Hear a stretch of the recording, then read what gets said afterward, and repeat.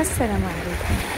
بخصوص حلول في الصيف بغيت نبارطاجي معكم هذا الشاطئ هذا الشاطئ المعروف باسم شاطئ الحوات.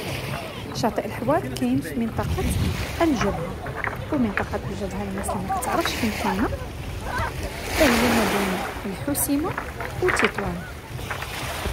وكما كتشوفوا معايا هذا الشاطئ فهو ما فيهش الرمال، الجوانب ديالو كلها احجار، وهذا الشيء هذا هو اللي كيخليه يمتاز بالنقاوه ديال المياه ديالو والصفاء ديالو. بالنسبه لهذا الشاطئ باش توصلوا ليه فهو كنقول ما كاينش طريق اللي غادي تمشيو ليها بالسياره ديالكم.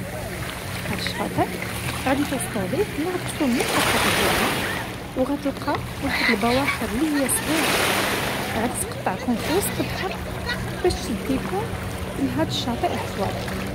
في الطريق ديال بحر الجبهة وهاد البحر ديال الحوات غتلقاو بزاف ديال المعالم اثريه اللي غادي تلقاوها في الطريق ديالكم وانتم جايين في هاد الفلوكات الصغار اللي كتشوفوا. الصراحه العمق هاد الشاطئ بحال ديال المساجد، ما كتحسش براسك بحر حيت ما كاينش امواج اللي هي كبيره، فقط الماء كيتحرك كما كنقولوا بهدوء. ما تخافوش على الدراري الصغار وما غتخافوش حتى على راسكم الا بغيتو تعوموا فيه. صراحه هذا الشاطئ كان من احسن الشواطئ اللي انا وصلت ليها. اصدقائي كنتمنى باش الفيديو ديال اليوم يكون نال الاعجاب ديالكم، وبالنسبه للناس اللي كتبغي تكتشف مناطق جديده فبصراحه منطقه الجبهه عندها احسن شواطئ المغرب، وهو هذا الشاطئ هذا اللي كتشوفوا معاه.